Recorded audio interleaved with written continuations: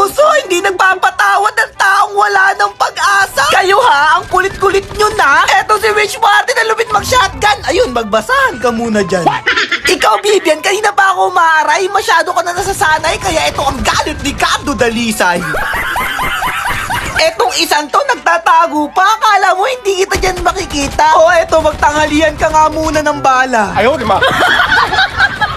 At nandito na nga yung mga kampi niya. Mukhang ipaghihiganti na yata siya. Ano akala nyo, matatakot ako sa inyo? Uy, hindi ha? Uy, riding in tandem, tamang loot agad. Kaya niratat ko na agad ng bala hanggang ang damit niya ay magkaubad-hubad. Ayaw, di ma. At itong isa, talagang babalik pa. Kung inaakala mo nga atrasan kita, ay nako, mukhang nagkakamali ka. Hindi mo yata alam yung pinagkaiba ng gwapo sa pangit, ha? Talaga nang mangga ka pa para ipakitang mas gwapo ka? O ito shockwave at bala hanggang ang iyong mukha ay magkauka-uka. Dito, grabe tong mga to.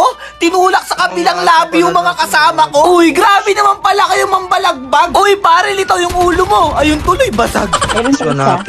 At ito na ang tamang oras para harapin ko ang umubo sa inyo. Sino ba yan nagpipiling malakas?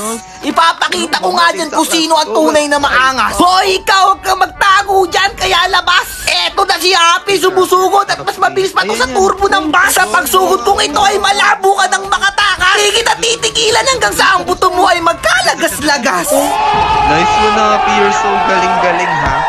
At dito, nagtatago pa yung kakampi nila. May natira pa palang isa. Akala ko inubos ko na. Ang kaso, mali pala.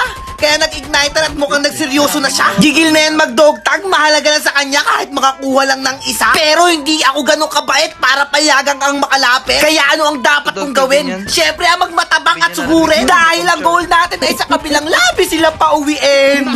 Ubus kayo ngayon.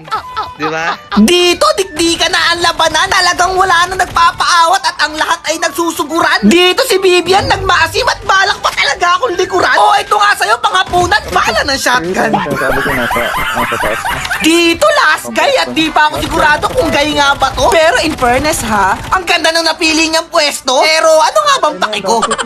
Wala naman di ba? Pero ano nga ba ang mahalaga? Siyempre ang utos ni mama. Wait lang, eto na ma. Maghugas na.